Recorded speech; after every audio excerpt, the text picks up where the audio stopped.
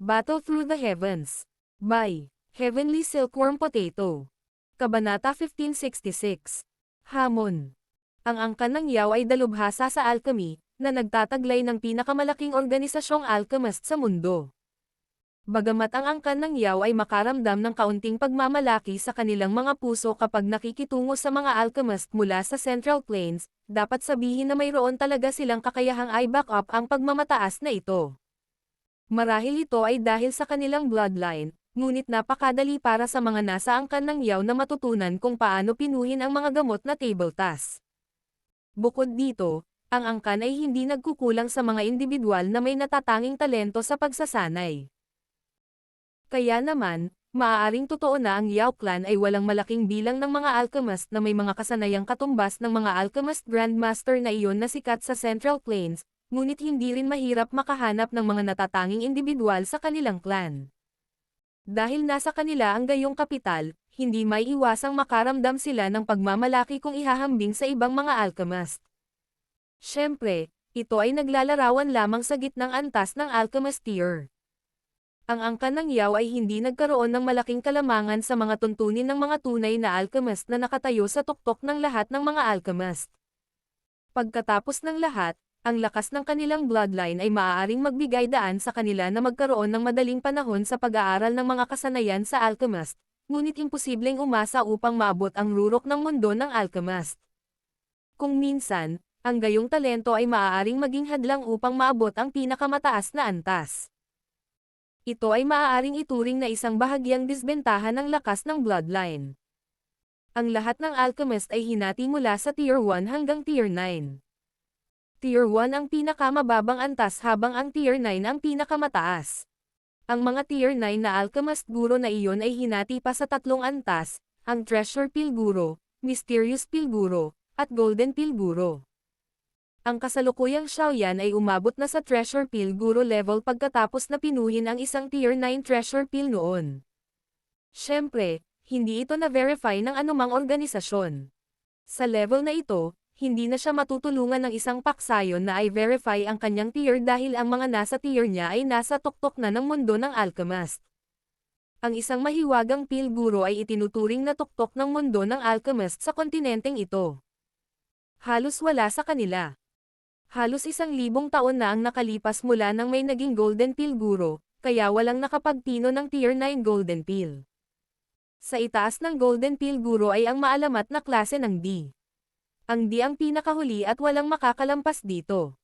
Para sa karamihan ng mga dumalo, ang unang bahagi ng medicinal ceremony ay nakakaaliw na panoorin. Ang nakababatang henerasyon ng angkan ng Yao ay talagang nagtataglay ng isang talento na magdudulot ng inggit sa isang ordinaryong alchemist. Ang mga umakyat sa entablado ay mga tier 6 o mas mataas na tier na mga alchemist. Maraming mga kaldero ang tumaas, na nagbibigay sa parisukat ng isang napakagandang hitsura. Siyempre, mula sa pananaw ng mga tulad ni Xiaoyan, ang isang pill refinement ng antas na ito ay parang isang grupo ng mga matatanda na nanonood ng ilang maliliit na bata na nakikipaglaban. Wala silang dapat obserbahan. Kaya naman, ipinikit na lamang nila ang kanilang mga mata at gumaling habang nagkakagulo dahil sa paglitaw ng maraming mga tabletang panggamot. Ang unang bahagi ng medicinal ceremony ay tumagal ng ilang araw. Saka lang ito natapos. Sa kabutihang palad, ang mga naruroon ay hindi mga ordinaryong individual. Marami ang hindi man lang inilipat ang kanilang mga katawan sa mga ilang araw na ito. Unti-unting bumukas ang mga talukap ni Xiaoyan bago natapos ang unang bahagi ng medicinal ceremony. Sinulyapan niya ang mga kabataang individual mula sa angkan ng Yao at bahagyang tumango. Pagkatapos ng ilang araw ng pagmamasid, nakita niya kung gaano kalakas ang angkan ng Yao. Marami sa kanilang mga kabataan ang nagtataglay ng napakahusay na talento. Kung sila ay mapalad, maaari silang makakuha ng isang upuan sa loob ng mundo ng alchemist sa hinaharap. Higit pa rito, sa pagkakaroon ng napakagandang bagong dugo, ang Yao clan ay patuloy na uunlad. Siyempre, natural na may limitasyon ito. Kung ang Yao clan ay hindi makagawa ng isang elite na Daudi kasunod ng agos ng panahon, ang kanilang bloodline strength ay unti-unting mauubos tulad ng Xiao clan. Sa oras na iyon, Ang Yao clan ay malamang na hindi naiiba sa isang ordinaryong clan. Kahit na darating ang oras na iyon, ito ay nasa malayong hinaharap pa rin. Ang pag-iisip ng mga ganitong bagay ngayon ay nakakabahala ng walang dahilan. Habang inoobserbahan ang kaganapan nitong mga nakaraang araw, nakakita rin si Xiaoyan ng ilang pamilyar na figure. Si Yao Xingji, na nagbigay kay Xiaoyan ng imbitasyon para sa medicinal ceremony, ay natuklasan ni Xiaoyan. Sa kasalukuyan, ang mga kasanayan sa alchemist ni Yao Xingji ay lumago pagkatapos ng huling ilang taon ng pagsasanay. Nakapasok siya sa top 5 noong medicinal ceremony na ito, na medyo maganda ang resulta. Ang posisyon ng kampyon ay nakuha ng lalaking iyon na tinatawag na Yao Tian, na nakilala ni Xiaoyan sa labas ng malademonyong apoy na kaharian noon. Siya dapat ang pinakanamumukod tanging tao sa mga nakababatang henerasyon ng angkan ng Yao. Ang medicinal pill na na-refine niya ay talagang nakakuha ng siyam na kulay na pill lightning, na nalampasan ang lahat. Maging ang ilan sa mga elder sa loob ng angkan ng Yao ay napangiti nang makita ang mga kulay. Gayunpaman, nang hindi sinasadyang damapo ang kanilang mga mata kay Xiaoyan, na nagpapagaling na nakapikit sa tabi ni Yao Lao, ang ngiti sa kanilang mga mukha ay mabilis na nawala bago naging mapanglo. Matagal na nilang narinig na si Xiaoyan ay nakapagpino na ng isang Tier 9 medicinal pill. Ang pill lightning na naakit niya ay ang Black Demon Lightning. Namutla ang siyam na kulay na pill lightning ni Yao Tian kumpara sa kanya. Ang kapaligiran ng stadium na ito ay hindi tumahimik matapos ang kompetisyon sa pagitan ng mga nakababatang henerasyon ng Yao clan ay nakumpleto. Sa halip, bigla itong nag-uumapo sa excitement. Ang maraming kumukulong mga mata ay lumukso sa stadium at sa wakas ay dumapo sa mga upuang bato. Naunawaan nila na ang pangunahing kaganapan ng medicinal ceremony ay ang mga mahahalagang individual na ito na nakatayo sa tuktok ng mundo ng alchemist. Hahaha. Sa wakas ay magsisimula na. Dahan-daang binuksan ni Yao Lao ang kanyang mga mata sa sandaling ito. Naramdaman niyang biglang tumaas ang temperatura ng stadium bago tumawa. Ngumisi din si Xiaoyan. Marahang dumampi ang kamay niya sa Jade Cup. Matapos mag-obserba ng mga bagay sa loob ng ilang araw, hindi niya namalayang nakaramdam siya ng kaunting kati sa kanyang mga kamay. Bukod sa iyo, ang mga kalahok sa pangunahing kaganapan ay malamang na sina Han Huzi, Old Man Shenlong, at Elder Wanwo. Ang tatlong individual na ito ay pawang mga pambihirang tao. Sa mga tuntunin ng karanasan, kahit ako ay lubhang kulang kumpara sa kanila. Sabi ni Yao Lao. Hindi kasali si Yao Dan. Sinulyapan ni Xiaoyan si Yao Dan sa upuan ng pinuno at nagtanong. Bilang pinuno ng isang angkan, natural na dapat siyang magsuot ng pagmamataas na kabilang sa kanyang titulo. Tumawa si Yao Lao. Agad siyang nagsalita sa seryosong paraan. Gayunpaman, ang kanyang kakayahan sa alchemist ay hindi mas mahina kaysa sa inyong apat. Ang pinuno ng angkan ng Yao ay ang pinuno ng pinakamalaking organisasyon sa mundo ng alchemist. Imposibleng makumbinsi niya ang iba kung wala siyang kakayahan. Tumawa si Xiaoyan. Natural na naiintindihan niya ang kahulugan ni Yao Lao. Bukod dito, gaano man siya ka-arrogant, hindi niya basta-basta minamaliit ang isang nakakatakot na eksperto na ang lakas ay umabot sa 7-star daw Sheng. Habang mahinang nag-uusap sina Xiaoyan at Yao Lao, dahan-daang tumayo si Yao Dan, na nakaupo sa upuan ng pinuno. Sa sandaling ito, lahat ng mga mata na naruroon ay natipon sa kanya. Hahaha. Tapos na ang appetizer. Sa wakas ay oras na para sa pangunahing kaganapan. Naiintindihan ng matandang ito kung ano ang iniisip ng lahat. Mahinang ngumiti si Yao Dan at nagpatuloy habang ang lahat ay nakatuon sa kanya. Magkakaroon ng 4 na tao na maglalaban-laban sa medicinal ceremony na ito. Hindi ko nasasabihin ang tungkol sa 4 na individual na ito. Sigurado akong kilala sila ng lahat ng tao rito. Ang huling mananalo sa kanila ay makakakuha ng titulo ng nangungunang alchemist ng kontinente. Sa tingin ko ay walang tututol sa mananalo na kunin ang titulong iyon. Kayong 4, pumunta sa entablado. Hahaha. Prangka talaga ang clan head Yao Dan. Matagal ko nang narinig na ang medicinal ceremony ay ang nangungunang alchemist gathering sa buong kontinente ng Daochi. Ang dahilan kung bakit ako pumunta dito ngayon ay para hamanin ang lahat. Ang aking Han clan ay medyo interesado sa titulong ito bilang ang nangungunang alchemist ng kontinente. Sa makatuwid, gusto kong pumunta dito at kunin ito. Nanguna ang figure ni Han Hyuzi habang siya ay lumitaw sa himpapawid pagkatapos tumunog ang boses ni Yao Dan. Nakaka-provoke ang mahinahon niyang pagtawa. Ang angkan ng Yao ay isang angkan na nagpapadalisay sa medisina. Mas mabuti siguro na manatili ang titulong ito sa angkan ng Yao. Malamig na bamantong hininga si Elder Wanwo. Ang kanyang katawan ay kumislap at lumitaw sa hangin. Hindi siya sumuko habang kaharap si Han Hyuzi. Umangat ang sigawan mula sa paligid sa sandaling lumitaw si Elder Wanwo. Ito ang tahanan ng angkan ng Yao. Natural, ayaw nilang makakita ng isang tao mula sa angkan ng Han na agawin ang hindi pangkaraniwang engranding titulong ito. Bagaman ang matanda na ito ay walang gaanong interes sa gayong walang kabuluhan, ang pagpapahintulot sa titulo ng nangungunang alchemist sa kontinente na mapunta sa iyo ay isang malaking insulto sa mga alchemist mula sa aking henerasyon. Humakbang sa hangin ang matandang Shenlong. Nanginginig sa kanyang kamay ang walking stick na nabuo ng medicinal grass, dahilan para magbanggaan ang mga bote ng jade at nagbuga ng malinaw na tunog. Lumutang siya sa hangin. Kalmado ang kanyang tono, ngunit halatang labis na ayaw niya kay Han Hyuzi. Pagkatapos ng lahat, ang angkan ng Han ay may napakasamang reputasyon sa mga alchemist. Elder Wanwo, Han Hyuzi, Old Man Shenlong. Ang tatlong ito ay talagang mga higanti sa kasalukuyang alchemist world. Ito ay talagang magiging isang kapanapanabot na palabas sa ganitong paghaharap. Agad na naging magkagulo ang stadium habang ang lahat ay nakatingin sa tatlong individual sa kalangitan. Ang hindi mabilang na pares ng mga mata ng alchemist ay napuno ng pananabik. Ang antas na naabot ng tatlong tao sa itaas nila ay isang bagay na hinahangad nila sa buong buhay nila. Sumulyap si Han Hyuzi kina Elder Wanwo at Elder Shen nung bago ngumiti. Nilagay niya ang dalawang kamay niya sa likod niya. Ang pag-uugali ng isang guro ay ipinakita ng walang pag-aalinlangan. Kung hindi tatalakayin ng isa ang karakter, ang pagkamit ng Han Hyuzi sa mga tuntunin ng mga kasanayan sa alchemist ay talagang isang bagay na hahanapin ng iba. Tatlo na silang lumabas. Sino ang huling tao? Hindi mabilang na pares ng mga mata ang umiikot sa tatlong figure, ngunit mabilis silang dumulas. Pagkatapos nito, huminto sila sa isang binata na nakasuot ng itim sa isang upuang bato.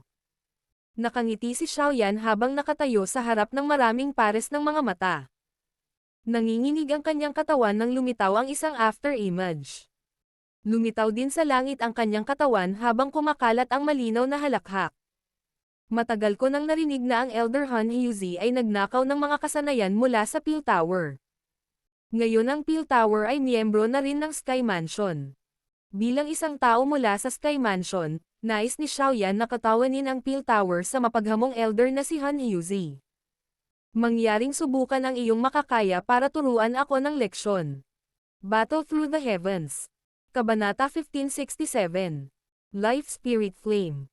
Maraming tao ang tahimik na nagsimulang pawisan matapos marinig ang malinaw na pagtawa ni Xiaoyan.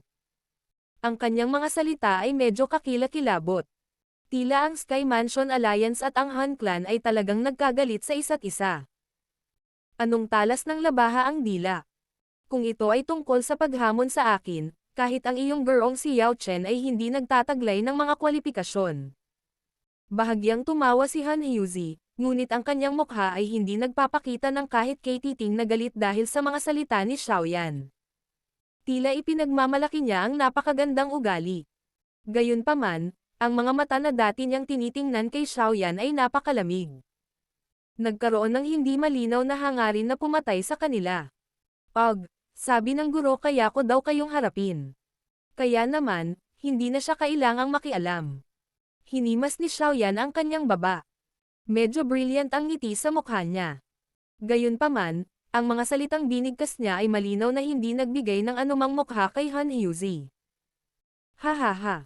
Kung ganoon, medyo nagtataka ako. Mahinang tumawa si Han Hyuzi. Pagkatapos nito, tumigil siya sa pagbigkas ng anumang hindi kinakailangang mga salita. Sa isang alon ng kanyang manggas, isang itim na apoy ang sumabog mula sa kanyang katawan sa lahat ng direksyon. Bumuo ito ng 1,000 talampakang laking itim na kaldero ng apoy sa kalangitan sa harap niya. May kakaibang kapangyarihang lumalamon na malabong ibinubugaw mula sa kaldero ng apoy. Nihility Devouring Flame. Biglang itinoon ni na Xiaoyan, Elder Wanwo, at Old Man Shenlong ang kanilang mga mata. Sumigaw sila sa malalalim na boses habang nakatingin sa kalderong apoy na nabubuo ng itim na apoy. Ito ay hindi inaasahan na ang naturang Heavenly Flame ay talagang dam-apo sa mga kamay ng Han Clan. Kumunat ang noo ni Old Man Shenlong. Ang kanyang mga mata ay puno ng seryosong ekspresyon habang nakatingin sa itim na apoy na kaldero. Bilang isa sa mga matatanda sa mundo ng alchemist, malinaw na alam niya ang lakas ng Nihility Devouring Flame. Ipatawag ang Heavenly Flame sa loob ng iyong katawan. Ang aking Nihility Devouring Flame ay naghahangad ng kanilang lasa. Nakangiti si Han Huzi habang nakatingin kay Xiaoyan at sa dalawa pa at tumawa. Ito ay buto lamang ng apoy ng Nihility Devouring Flame, ngunit talagang nangingibabaw ka. Mahinang tumawa si Xiaoyan. Kahit na ang pakiramdam na ibinigay sa kanya ng Nihility Devouring Flame sa loob ni Han Huzi ay mas malakas kaysa sa pinuno ng Hall of Souls, hindi pa rin ito naabot ang nakakatakot na antas ng tunay na lumalamon na apoy. Maliwanag, ang Nihility Devouring Flame sa kamay ng taong ito ay isa ring apoy ng binhi. Bahagyang ipinikit ni Han Huzi ang kanyang mga mata nang marinig ang tono ni Xiaoyan. Hindi niya inaasahan na makikilala ni Xiaoyan ang apoy ng ganito kabilis. Gayunpaman, agad siyang tumawa. Nakilala ni Xiaoyan ang kanyang Nihility Devouring Flame, ngunit hindi alam ni Xiaoyan na ang kanyang Nihility Devouring Flame ay hindi isang ordinaryong Seed Flame. Ang Nihility Devouring Flame ay sobrang misteryoso. Iilan lamang sa mga bihirang individual ang nakakaalam na ang mga binhing apoy ng Nihility Devouring Flame ay maaaring paghiwalayin sa iba't ibang antas. Kabilang sa maraming ordinaryong apoy ng binhi ay dalawang uri ng mahiwagang apoy ng binhi. Tinawag silang Heaven and Earth Seed Flames.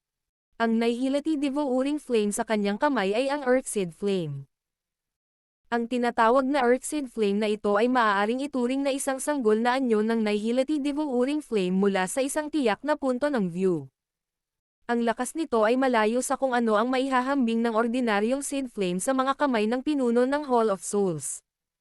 Bagamat medyo malakas ang naturang Seed Flame, kung ang ina ng apoy ay nasira, ang maraming Seed Flame na konektado dito ay automatikong mawawala at magiging essence energy na madyay-ipon sa pangunahing katawan.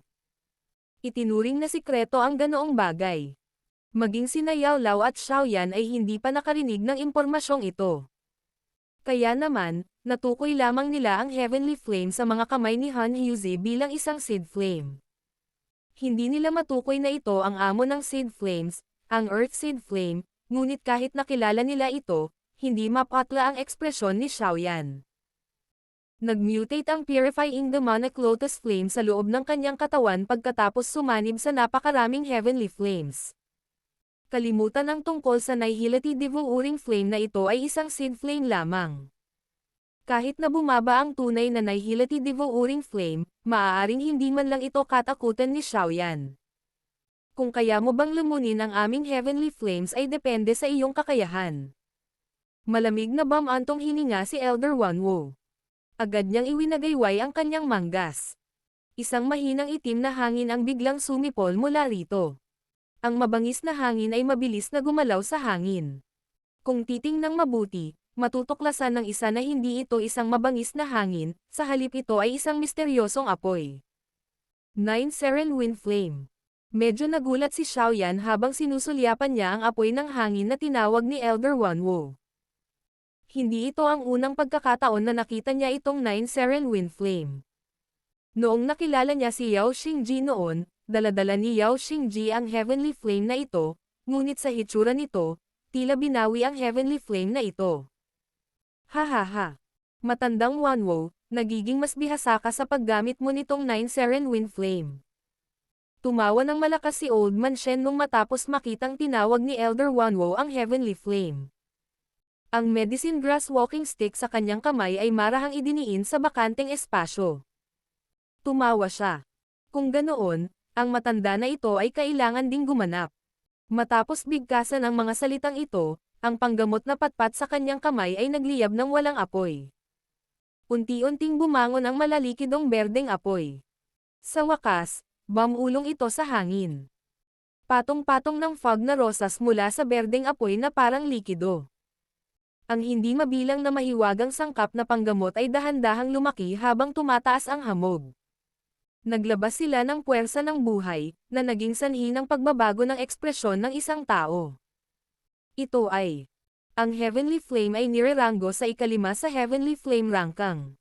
Life Spirit Flame. Ang sorpresa ay sumilay sa mga mata ni Xiaoyan habang pinagmamasdan niya ang kumakalat na puwersa ng buhay. Isang kakaibang ekspresyon ang bumungad sa kanyang mga mata. Ang Life Spirit Flame ay nireranggo sa ikalima sa Heavenly Flame Rangkang. Ang Heavenly Flame na ito ay sobrang misteryoso dahil karamihan sa mga apoy ay puno ng mapanirang puwersa sa kabila ng kanilang maraming anyo. Gayunpaman, itong Life Spirit Flame ay hindi nagpakita ng sobrang lakas na mapanirang puwersa. Sa halip, napuno ito ng puwersa ng buhay.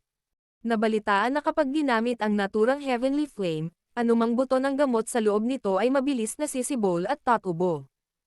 Sa madaling salita, hindi na kailangang mag-alala tungkol sa paghahanap ng mga sangkap na panggamot na may tulad na Heavenly Flame. Hanggat ang isang tao ay nagtataglay ng sapat na mga buto, ang isa ay makakakuha ng mga sangkap na panggamot na kailangan. Kaya, ang apoy na ito ay lubhang mahiwaga. Bukod dito, ang Life Spirit Flame na ito ay itinuturing na isang longevity flame. Ang taong nakakuha nito ay magkakaroon ng habang buhay na maihahambing sa mga magical beast na iyon na sikat para sa kanilang mahabang buhay, ngunit ang tanging kawalan ay ang apoy na ito ay hindi angkop para sa labanan. Hindi talaga nito nadagdagan ang lakas ng pakikipaglaban. Narinig din ni Xiaoyan ang tungkol sa Life Spirit Flame na ito, ngunit ito ang unang pagkakataon na nakita niya ito. Ang masaganang nakatutokso na puwersa ng buhay ay nagdulot ng pakiramdam ng isang tao na lundo at puno ng enerhiya. Ang mga mata ni Han Huzi ay matamang tumitig sa Life Spirit Flame sa mga kamay ni Old Man Shenlong. Isang kasakiman ang sumilay sa kanyang mga mata. Lahat ng bagay sa mundong ito ay may limitadong habang buhay. Kung ang isang tao ay maaaring makakuha ng apoy ng buhay na ito, ang isa ay magagawang lubos na pahabain ang kanyang buhay. Medyo matindi ang pang-akit na iyon kahit sa isang tulad niya. Ito talaga ang Life Spirit Flame. Old Man Shenlong, napakaswerte mo. Medyo naiingit din ang ekspresyon ni Elder Wanwo habang nakangiting sinabi. Kapag nabuo ang Life Spirit Flame na ito, medyo mataas ang katalinuhan nito. Karaniwan, hindi ito lilito sa hugis ng apoy. Sa halip, ito ay nagiging iba't ibang sangkap na panggamot. Pagkatapos nito, tahimik lang itong umuugat sa lupa. Kung minsan, imposibleng makilala ito kahit nalampasan ito ng isa.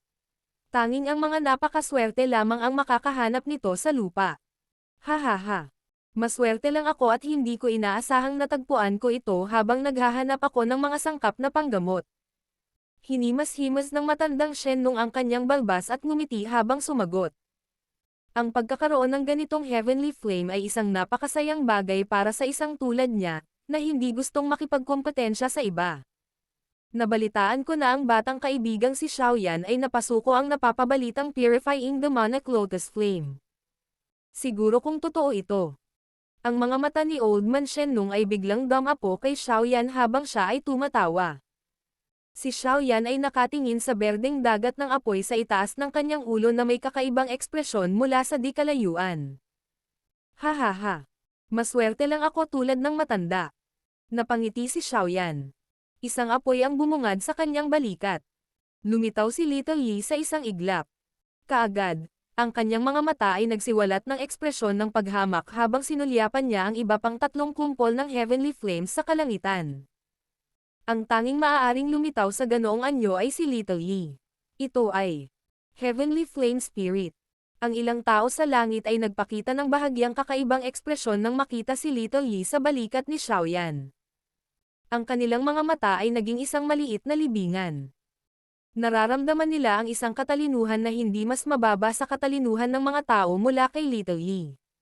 Bilang mga pag-iral na nakatayo sa tuktok ng mundo ng alchemist, natural na naiintindihan nila kung ano ang kinakatawan ng espiritu ng Heavenly Flame sa isang alchemist. Ang maalamat na konstitusyon ng Heavenly Flame ay magbibigay daan sa Heavenly Flame sa kamay ng mga espiritu na umabot sa halos perpektong lawak. Ang antas na iyon ay isang bagay na kahit ang mga taong tulad nila, na ang espiritual na lakas ay umabot sa perpektong heavenly state, ay hindi maihahambing.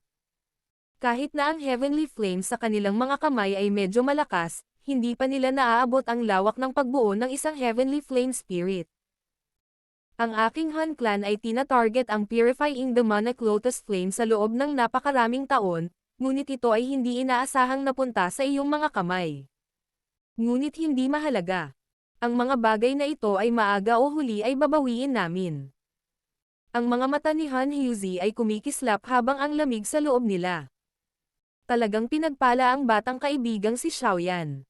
Noon, sinubukan ng matandang ito na supalan ang Purifying Demonic Lotus Flame.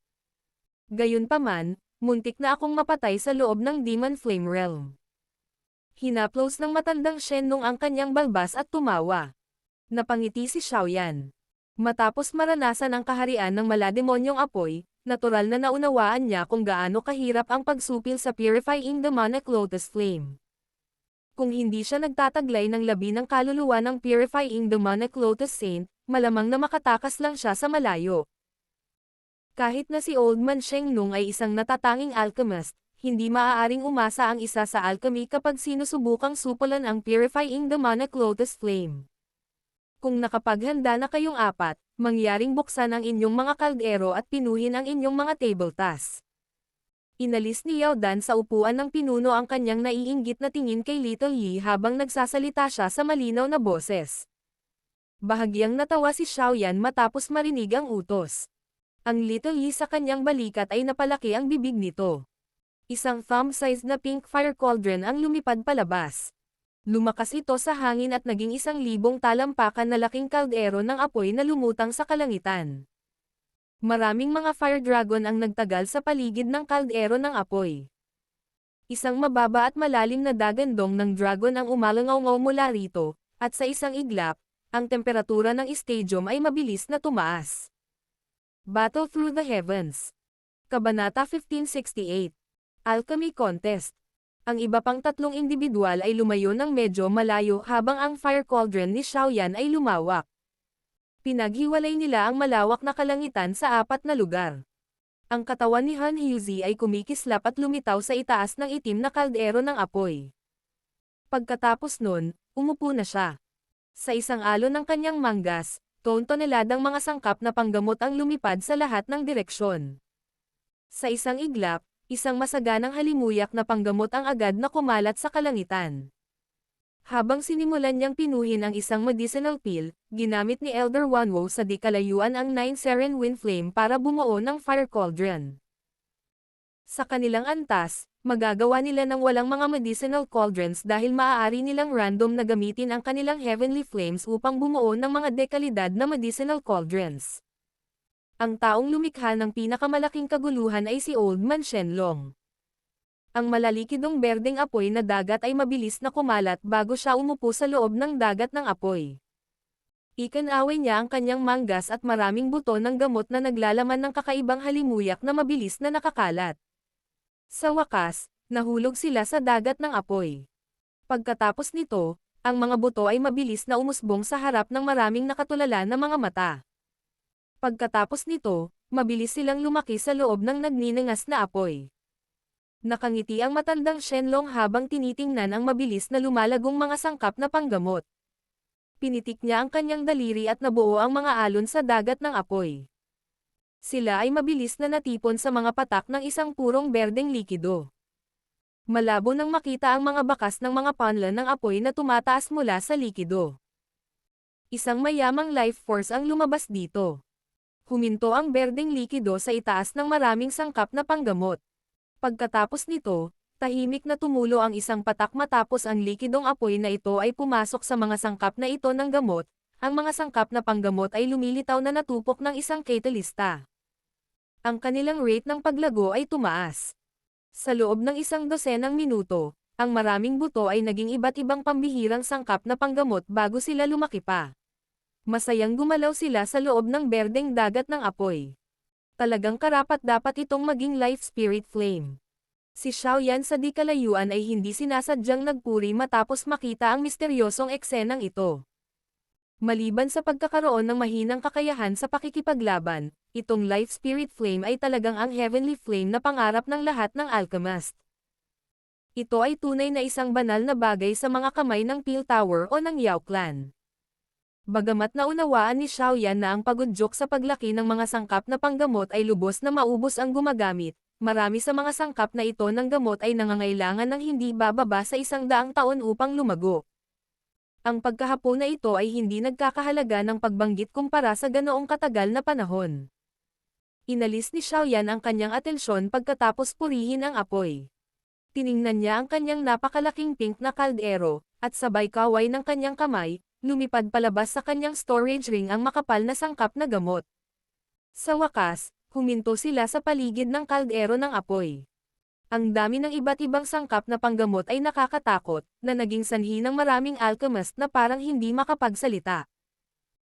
Kung ikukumpara sa paraan ng pagpino ng apat na individual na ito ng mga table tasks, ang mga pagpipino ng tableta kanina, kasama ang siyam na kulay na peel lightning Yao Tian na naakit, ay parang maliit at hindi gaanong mahalaga.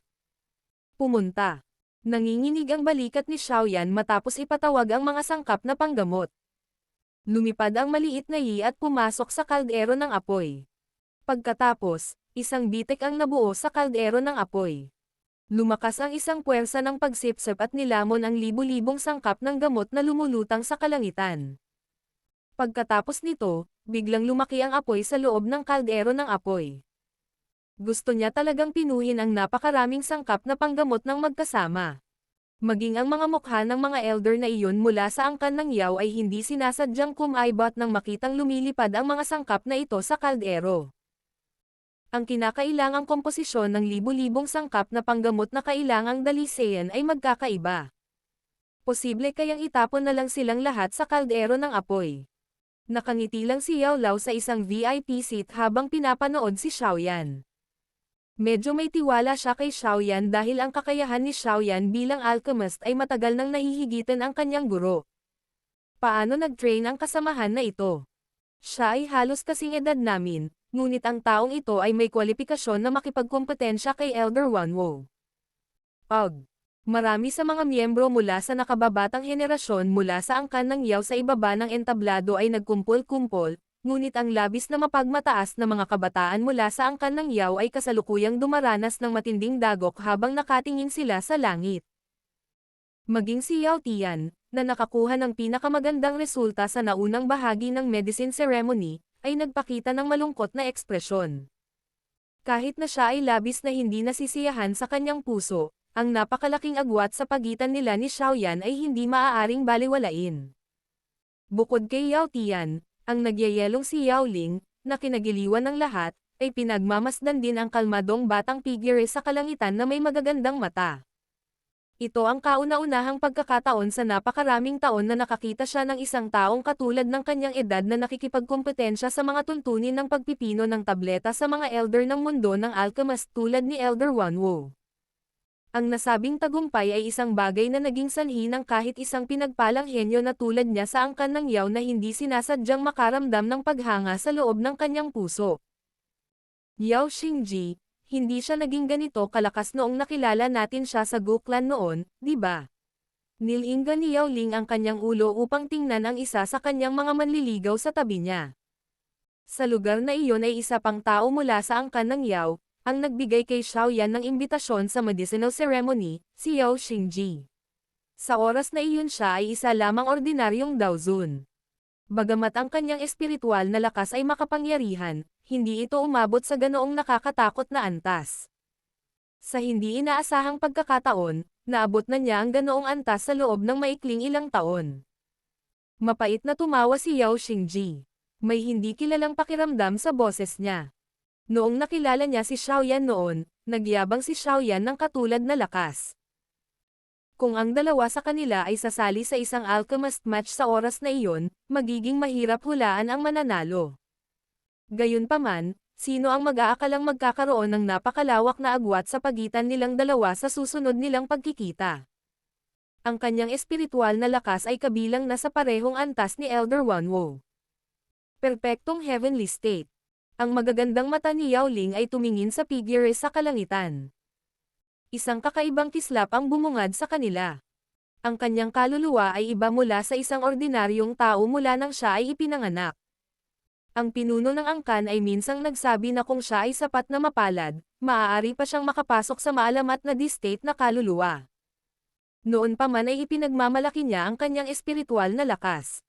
Kahit na ang kanyang napakatalino na nakatatandang kapatid ay mas mahina kaysa sa kanya sa mga tuntunin ng espiritual na lakas. Si Xiaoyan ang tanging tao sa parehong henerasyon na nalampasan siya sa mga tuntunin ng espiritual na lakas. Ang libu-libong sangkap na panggamot sa langit ay nilamon lahat ng kaldero ng apoy bago umupo si Xiaoyan. Palibhas ay taglay ang espiritu ng Heavenly Flame, ang kanyang kontrol habang pinipino ang mga table task ay higit na nakaka-relax kaysa sa iba. Sa tulong ni Little Yi na ganap na kontrolin ang kanyang Heavenly Flame, ang pagdadalisay ng mga sangkap na panggamot ay isang simple at ordinaryong gawain. Isang mabangis na kulay rosas na apoy ang nakabalot sa apoy na parang isang malaking bowl ang apoy. Bawat ilang minuto, maraming maliliit na bowl ang apoy ang lumalabas sa kaldero ng apoy. Sa wakas, paikutin sila sa paligid ng kaldero ng apoy. Ang mga kumpol ng apoy na ito ay nakabalot ng iba't ibang likido at pulbos na panggamot. Ang lahat ng mga ito ay kinakailangang mga sangkap na panggamot na pino hanggang sa sila ay napakadalisay. Ang tatlong iba pa sa kalangitan ay dinadalisay din ang isang malaking bilang ng mga panggamot na sangkap habang ang bilang ng mga kumpol ng apoy na lumulutang sa paligid ng kaldero ng apoy ni Xiaoyan ay dumarami. Bagamat hindi sila nagtataglay ng espiritu ng Heavenly Flame at hindi naabutan si Xiaoyan pagdating sa bisa ng kanilang refinement, sila ay mga guro pa rin. Ang pagdadalisay ng mga sangkap na panggamot ay isang pangunahing gawain. Malinaw na hindi ito problema sa kanila. Maraming mga alchemist sa stadium ang nanood ng napakakinis na paraan ng pagpipino ng gamot sa kalangitan. Ang kanilang mga mukha ay lubusang nalubog habang ang matinding init ay kumikinang sa kanilang mga mata. Ang pagpipino ng gamot na ito ay nagpatuloy ng humigit kumulang isang araw bago si Xiaoyan ay nanguna sa pagdilat ng kanyang mga mata. Pinagmasdan niya ang mga kumpol ng apoy na makapal ang laman na lumulutang sa paligid ng kaldero ng apoy bago siya nagpakawalan ng malalim na hininga at marahang iwinagayway ang kanyang kamay. Maraming kumpol ng apoy ang sumugod pabalik sa kaldero ng apoy. Di nagtagal, ang isang nakakagulat na pagbabago-bago ng enerhiya ay mabilis na kumalat mula sa nakapagpapagaling na kaldero. Pati ang kaldero ng apoy ay yumanig hanggang sa naglabas ito ng hagong. Di nagtagal pagkatapos naganap na pinuhin ni Xiaoyan ang mga sangkap na panggamot, binuksan ni Han Huzi ang kanyang dalawang mata. Inihagis niya ang maraming likidong panggamot na dinalisay niya sa kanyang kaldero ng apoy. Pagkatapos nito, nagbago ang kanyang selyo ng kamay. Isang malakas na sigaw ang umalangaw-ngaw. Ang lakas ng mundo, makinig sa aking utos. Matapos tumunog ang sigaw ni Han Huzi, isang mabangis na hangin ang biglang hamampos sa kalangitan. Isang walang katapusang natural na enerhiya ang natipon sa paligid ng kaldero ng apoy mula sa lahat ng direksyon. Sa wakas, ito ay nilamon ng lakas ng pagsipsip na ibinubuga. Ang nakakatakot na paglamon ay ginawa ang enerhiya na bumuo ng isang batik-batik na bagyo ng enerhiya, na tuwang-tuwang umungol sa kalangitan bago ito tuluyang matupok ng apoy na kaldero. Ang nakakatakot na pale refinement aura na ito ay nagdulot ng tahimik na paglunok ng laway ng maraming tao. Hindi nila narinig na kailangan nilang sumipsip ng natural na enerhiya kapag pinipino ang mga table task dahil ang sobrang enerhiya ay minsan ay masisira ang balanse ng mga nakapagpapagaling na katangian, na nagreresulta sa pagkabigo. Gayunpaman, ang pag-iisip na ito ay malinaw na pag-aari ng isang ordinaryong tao. Ang Yao Clan Elders at ilang alchemist gurus, ay nagpakita ng pagkagulat sa kanilang mga mukha sa sandaling ito. Maging si Yao Dan sa upuan ng pinuno ay nagpakita ng matinding ekspresyon. Nangangalap ng natural na enerhiya upang pinuhin ang mga table task, ang pamamaraang ito. Talagang pinaplano niyang pinuhin ang isang Tier 9 mysterious pill. Ang aktibidad na dulot ni Han Huzi ay nakita ni Xiaoyan at ng dalawa pa. Nagtaas ng kilay si Elder Wanwu. Isang malamig na buntong hininga ang pinakawalan niya at pinalitan ang kanyang selyo ng kamay. Isang malakas na sigaw din ang narinig. Natural na enerhiya, magtipon. Maraming miyembro ng Yao Clan ang nasa sabik na marinig ang sigaw ni Elder Wanwu. Pinaplano rin niyang pinuhin ang isang tier siyam na mysterious pill. Hahaha. Dahil pareho kayong kumilos sa napakagandang paraan, ang matanda na ito ay natural na hindi mahuhuli. Natawa si Elder Shen nang makitang natipon ang enerhiya. Ikinumpas niya ang kanyang manggas at ang nakapalibot na natural na enerhiya ay muling naging magulo. Ang mga alon ng marilag na enerhiya ay kinaladkad sa apoy na kaldero sa kanyang harapan. Dahil nasa ganoong mood kayong tatlo, makakasama lang kayong lahat ni Xiaoyan. Bahagyang ngumiti si Xiaoyan habang pinagmamasdan ang natural na enerhiya na kinakaladkad sa isang magulong paraan. Nagbago ang sil na nabuo ng kanyang mga kamay. Isang nakakatakot na puwersa ng pagsipsip ang ibinuga mula sa kanyang kaldero ng apoy na pilit na kinaladkad ang enerhiya papasok, na walang takot na umaagaw ng natural na enerhiya. Ang maraming mga alchemist na naruroon ay nanood habang ang mga alon ng kulog ay umuungal at ang mga bagyo ng enerhiya ay sumabog sa kalangitan. Nagulat ang kanilang mga puso. Ang apat sa kanila ay talagang pinipino ang legendary Tier 9 Mysterious Pills. Ang ganitong eksena ay talagang isang napakabihirang pangyayari. Battle Through the Heavens. Kabanata 1569. Pag-agaw ng enerhiya. Silang apat ay pawang pinipino ang Tier 9 Mysterious Pills. Pinanood ni Yao Dan ang mga hindi pangkaraniwang pangyayaring ito na nabubuo sa kalangitan mula sa upuan ng pinuno. Ang kanyang ekspresyon ng hindi sinasadya ay naging medyo kakaiba. Sa kanyang paningin, nakita niya ang labanan ng apat na individual na ito. Maaaring hindi niya alam ang iba pang kakayahan, ngunit kahit papaano ay naiintindihan niyang mabuti si Elder Wanwu. Maaaring napakahusay ng kakayahan ni Elder Wanwu sa alchemist, ngunit malamang na hindi lalampas sa 20% ang kanyang mga pagkakataon na matagumpay na pinuhin ang isang Tier 9 Mysterious Pill. Bukod dito, ang pagpipino ng isang Tier 9 Mysterious Pill ay nangangailangan ng pagsipsip ng medyo nakakatakot na dami ng natural na enerhiya. Kahit na ang enerhiya sa loob ng 5,000 kilometrong radius ng Medicine Mountain na ito ay sobrang siksik, malinaw na imposibleng suportahan nito ang pagbuo ng apat na Tier 9 Mysterious Pills. Batay sa kanyang mga pagtatantya, kahit na ang lahat ng enerhiya sa loob ng 5,000 kilometrong radius ng Medicine Mountain na ito ay naabsorb, medyo mahirap na pinuhin ang isang Tier 9 Mysterious Pill.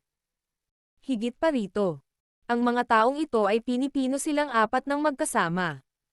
Kung napakadaling pinuhin ang isang Tier 9 Mysterious Pill, hindi ito bihira sa mundong ito. Bahagyang umiling si Yao Dan. Hindi niya akalain na sino man sa apat na individual ang matagumpay na mapapadalisay ang tabletang ito sa kanyang puso. Kaya naman, ang apat sa kanila ay malamang na mabaigo at mauwi sa isang draw sa kompetisyong ito. Siyempre, matalas ang kanyang paningin, at posibleng tumingin siya sa malayo. Gayunpaman, ang iba ay hindi nagtataglay ng ganoong paningin. Kaya naman, lahat sila ay nagsiwalat ng pagkagulat at kagalakan habang nakatingin sa langit.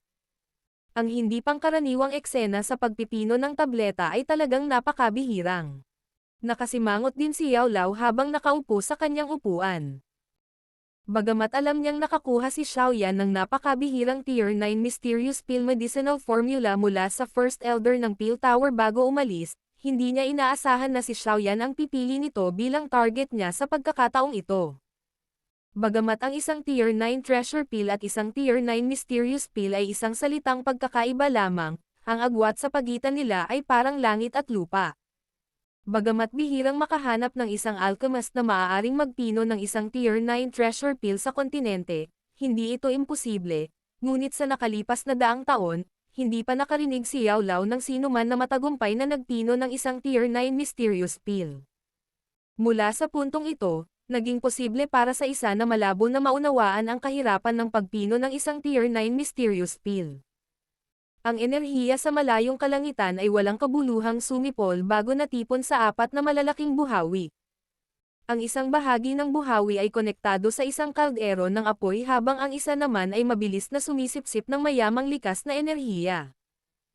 Ang likas na enerhiyang ito ay patuloy na bumubuhos sa apoy na kaldero. Ang mga tao sa paligid ng stadium ay biglang naramdaman ang Dao-Chi sa loob ng kanilang mga katawan na nagpapakita ng mga palatandaan ng paglaya mula sa harap ng lahat ng ito na pagsipsip mula sa apat na individual. Agad na bumangon ang pagkagulat sa kanilang mga puso. Nagmamadali silang umatras sa gulat, natatakot na ang Dao-Chi sa loob ng kanilang mga katawan, na nakuha nila pagkatapos ng labis na pagsusumikap, ay kaladkarin ng apat na bagyo sa kalangitan. Kung nangyari iyon, ang kanilang mga pagkalugi ay magiging napakalaki. Ang hindi pangkaraniwang pangyayaring ito sa kalangitan ay nagpatuloy sa kabuuang 3 araw. Sa panahong ito, nawala sa isip ng lahat ang dami ng enerhiya na naabsorb. Naramdaman lang nila na ang dumadaloy na enerhiya sa nakapaligid na hangin ay naging mas manipis. Ang mga panggamot na sangkap sa paligid ng stadium ay nagsimula na ring magpakita ng mga palatandaan ng nagiging dilaw na nalalanta. Ang kanilang enerhiya ay pilit na hinigop. Ang pagpino sa isang Tier 9 mysterious pill ay karaniwang mailalarawan bilang tao na gumagawa ng isang banal na bagay. Nakakatakot ang lakas na kailangan para mabuo ito, sapat na para mabigla ang maraming piling Daosheng. Minsan ay naitala sa mga sinaunang aklat na saan man ipinanganak ang isang Tier 9 mysterious pill noong sinaunang panahon, lahat sa loob ng 5 kilometrong radius ay magiging baog dahil ang lahat ng enerhiya ay naabsorb ng medicinal pill. Ang pangangailangang enerhiya na ito ang dahilan kung bakit ang isang Tier 9 mysterious pill ay magkakaroon ng nakakagulat na katalinuhan sa sandaling ito ay ipinanganak. Siyempre, mayroon pa ring kahirapan kung nais nitong maabot ang antas ng ninuno mula sa small pill tower. Ang pagbuo ng ninuno ay bahagyang dahil sa swerte. Bukod dito, ang tableta ay sumanib sa kaluluwa ng may-ari nito noong ito ay nabuo, na nagresulta sa ang ninuno ng pill tower ay sumasailalim sa isang pagbabago. Pagkatapos ng libu-libong taon ng pagsasanay, sa wakas ay naabot na nito ang kasalukuyang yugto nito. Karaniwang nagsasalita, ang ninuno ay itinuturing na isang ganap na kakaibang pag-iral. Bagamat ang mga miyembro ng angkan ng Yao ay nakadama ng kaunting sakit sa puso para sa mga sangkap na panggamot na naging madilaw-dilaw, wala silang magagawa. Ang ilan sa mga elder ng Yao clan ay mabilis na namagitan at nagmamadaling naglagay ng ilang seal sa mas mahalagang mga medicinal field sa paligid ng Medicine Mountain. Kung hindi, ang Medicine Mountain na ito ay magiging baog kapag natapos na ang kompetisyon. Ang walang katapusang paglamon ay nagpatuloy sa kabuuang 3 araw. Pagsapit ng tanghali ng 3 araw, biglang naramdaman ng lahat ang walang tigil na pagsipol sa langit na biglang naging mas tahimik. Inangat nila ang kanilang mga ulo at nakita ang 4 na malalaking buhawi na tahimik na naglaho. 4,000 talampakan na malalaking kaldero ng apoy ang lumutang sa kalangitan. Ang isang lubhang nakakagulat na pagbabago-bago ng enerhiya ay malabo na kumalat mula sa kanila. Ang mga ripples ay naging sanhi ng kahit na ang mga ekspresyon ni Xiaoyan at ng 3 iba pa ay lumitaw na kakaiba. Kung ang enerhiya ay sasabog, hindi bababasa sila ay malubhang nasugatan kung nagawa nilang panatilihin ang kanilang mga buhay. Ang lahat ng enerhiya sa loob ng 5,000 kilometrong radius ay naabsorb na. Napahawak si Yao Dan sa bakanteng hangin sa kanyang harapan bago walang magawang umiling. Ang enerhiya na nakapaloob sa hangin ay umabot sa isang nakakatakot na mababang halaga. Mangangailangan ito ng hindi bababa sa ilang buwan upang mabawi ng Medicine Mountain ang yaman nito. Walang sapat na enerhiya sa lugar na ito. Nabigo ang pagpipino ng tableta. Ang maraming elder mula sa angkan ng Yao ay hindi nakakaramdam ng pagtawa o pag-iyak. Ang embryonic form ng medicinal pill sa loob ng medicinal cauldrons ng 4 na figure sa kalangitan ay kalahati lamang, ngunit ang nakapalibot na natural na enerhiya sa loob ng 5,000 kilometrong radius ay nasipsip na lahat. Wala nang sapat na enerhiya upang suportahan ang kanilang mga pagpipino ng tableta. Pinahintulutan lamang ng perpektong heavenly state silang 4 na kontrolin ang natural na enerhiya sa loob ng 5,000 kilometrong radius.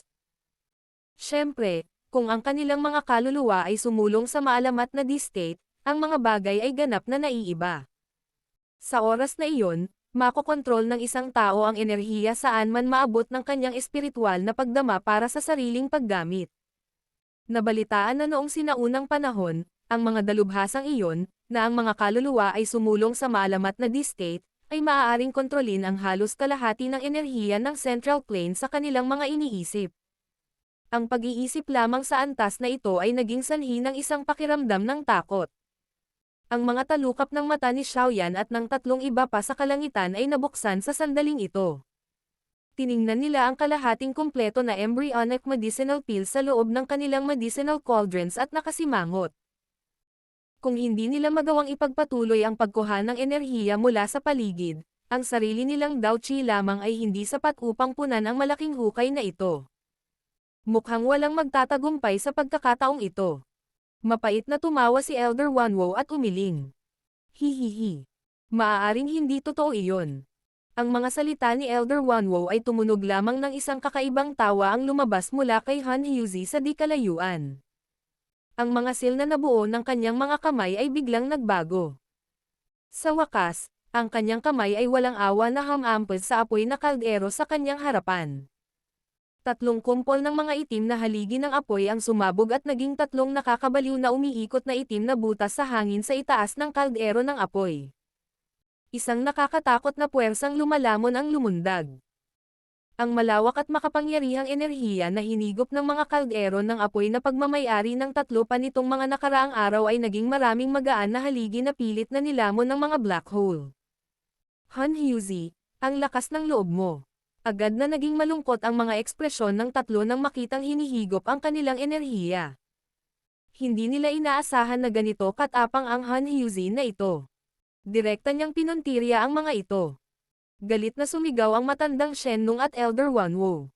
Ang Life Spirit Flame at ang Nine Seren Wind Flame ay agad na tumalsik at walang awa na bumangga sa mga itim na butas, ngunit ang biglaang pag-atake na ito ay naging sanhi ng pag-ikot ng mga itim na butas sa pagtaas ng bilis.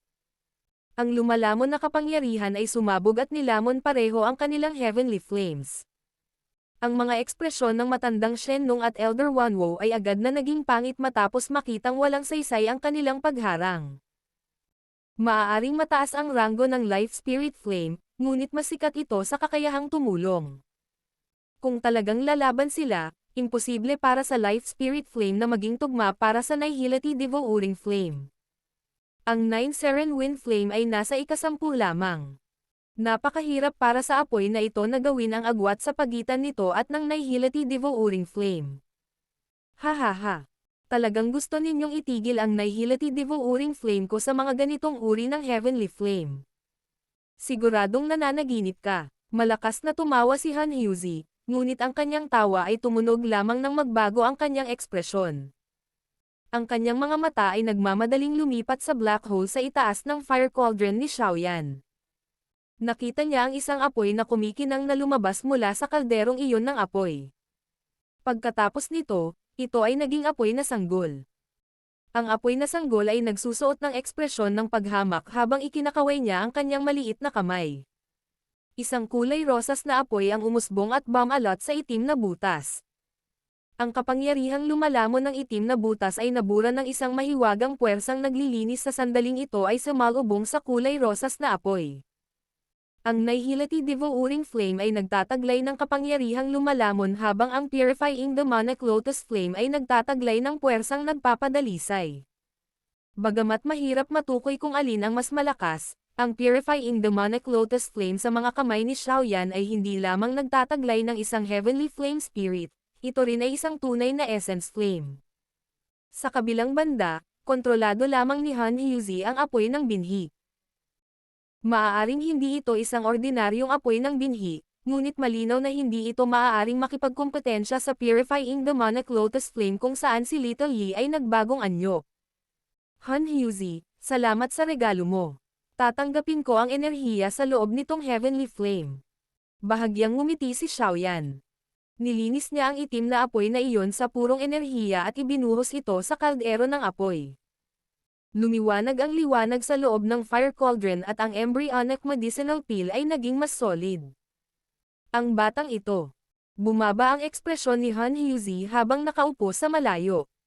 Hindi niya inaasahan na hindi lamang makakain ng anumang enerhiya, nawalan din siya ng kaunting enerhiya para sa apoy ng kanyang binhi. Matapos magdusa ng ganoong pagkawala, maaari lamang niyang ihinto ang pag-target kay Xiaoyan. Bagamat ang kanyang Nihility Devouring Flameshade Flame ay mahirap para sa Old Man Shenlong at Elder Wanwo na harapin, ito ay malinaw na malayo sa sapat upang harapin ang Purifying Demonic Lotus Flame ni Xiaoyan. Hindi ka mananatiling masaya ng matagal. Kumikislap ang mga mata ni Han Hyuzi habang malamig siyang tumawa. Ang seal na nabuo ng kanyang mga kamay ay nagbago at ang mga itim na butas na lumalamon sa enerhiya mula sa mga kaldero ni Old Man Shenlong at Elder Wanwo ay biglang nagsimulang lumamon. Sa pagtaas ng lakas ng pagbuhos, ang kanyang embryonic medicinal pill ay naging mas maliwanag. Ayon sa bilis na ito, talagang nagpapakita ito ng mga palatandaan ng pagbuo. Malapit na. Isang kagalakan ang bumalatay sa mukha ni Han Hyuzi nang makita niya itong tumatag. Gayunpaman, sa sandaling lumitaw ang kagalakan, isang kulay rosas na apoy ang biglang sumugod. Ito ay naging isang apoy na sanggol na nakatayo sa kanyang apoy na kaldero. Naiinis ang bibig ng sanggol. Pagkatapos nito, inihampas niya ang kanyang palad sa takip ng kaldero at kasunod na kinuha ang embryonic pill sa harap ng nakatulala na mga mata ni Han Hyuzi bago tumakas bilang usok. Naghahanap ka ng kamatayan. Ang kapuruhan ay nagpatuloy sa isang iglap bago ang galit na dagandong ni Han Hyuzi ay biglang umalangaw-ngaw sa kalangitan. Battle Through the Heavens. Kabanata 1570. Pale Rain. Ang pagbabago ng sitwasyon ay lubhang nakakatawa. Si Little Yi ay biglang sumingit sa fire cauldron ni Han Hyuzi at kinuha ang embryonic medicinal pill na hindi pa nagkakaroon ng hugis.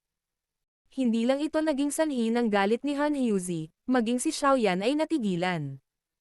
Ang bagay na ito ay walang kinalaman sa kanya. Si Little Yi ay gumawa ng sarili niyang inisyatiba. Si Yao Dan at ang maraming elder mula sa angkan ng Yao sa stadium ay nanood ng eksenang ito na may nabigla na ekspresyon.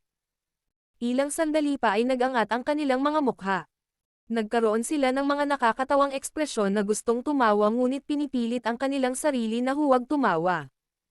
Walang nakaisip na ang espiritu ng Heavenly Flame ni Xiaoyan ay magiging napakatindi. Inagaw lang ni Han Hyuzi ang ilan sa kanilang lakas. Gayunpaman, walang awa itong sumingit sa fire cauldron ng kabilang partido at inagaw ang embryonic pill. Nararapat lang sayo. Ang mga kilos ni Han Hyuzi ng maaga ay ikinairita ng mga elder mula sa angkan ng Yao, kaya't sila ay tumawa sa isang malambot na nakatutuwang paraan. Si Yao Dan, na nasa upuan ng pinuno, ay umiling nang hindi alam kung dapat ba siyang tumawa o umiyak. Ang isang maayos na medicinal pill competition ay nauwi sa kakaibang sitwasyon kung saan ang mga kakompetensya ay nangagaw sa isa't isa.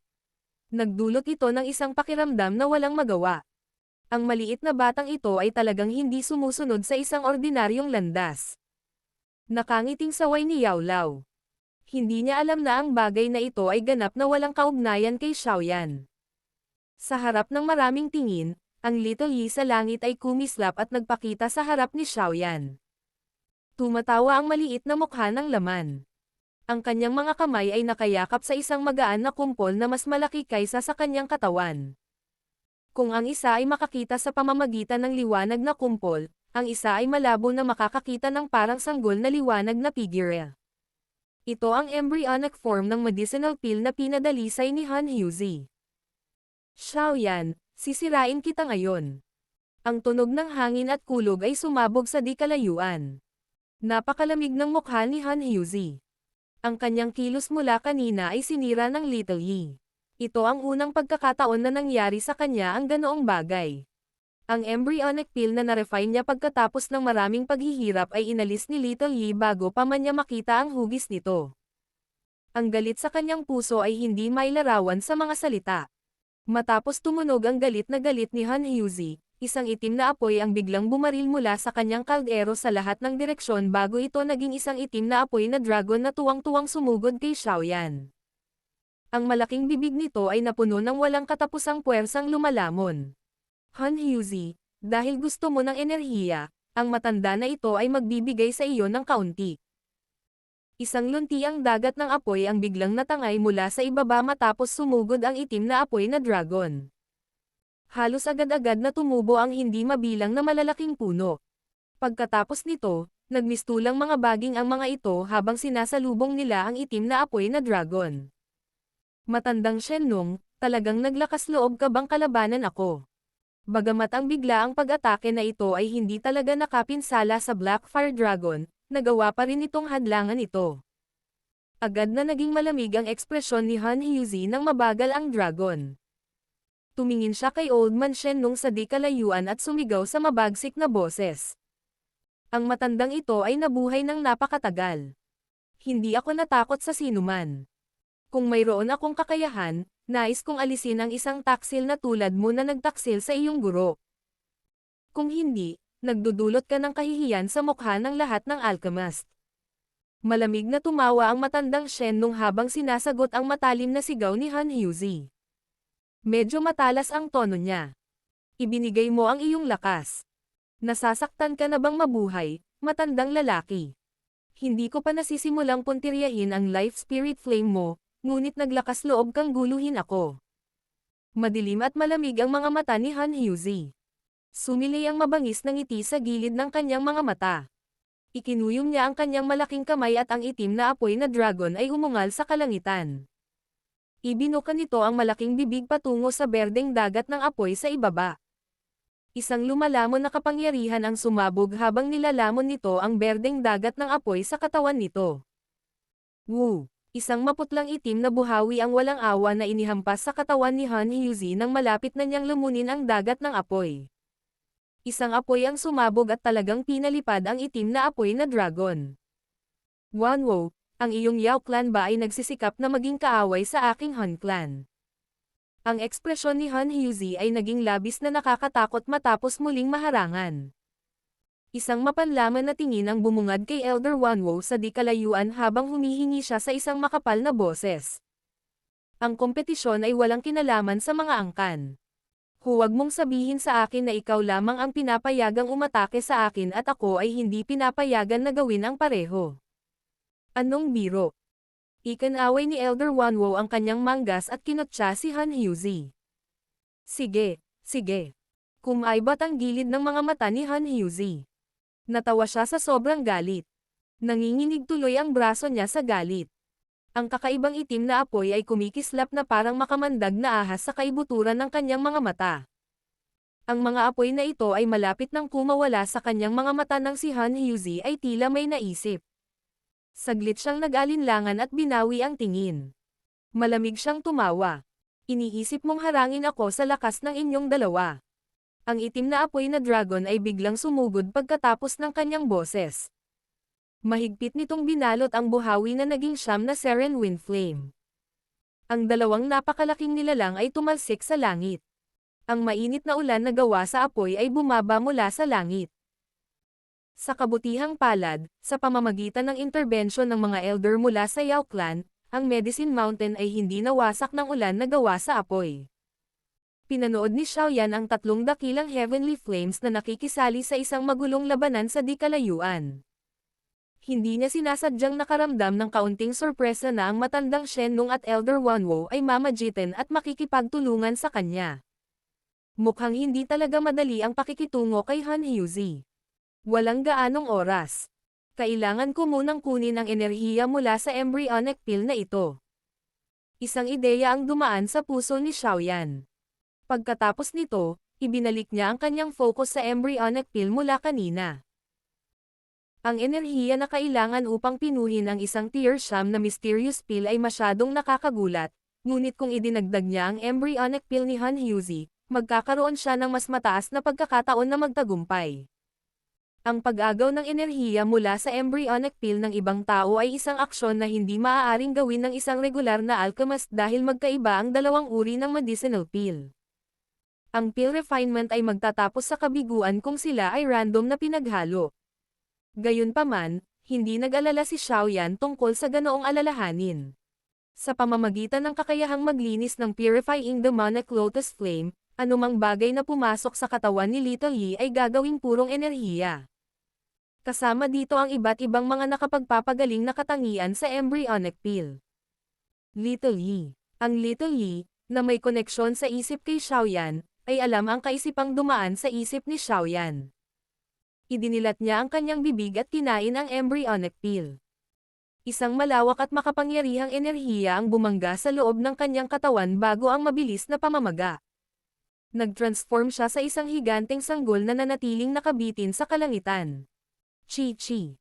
Matapos mamaga ang katawan ni Little Yi, lumiwanag ang kumpol ng liwanag sa loob ng kanyang katawan.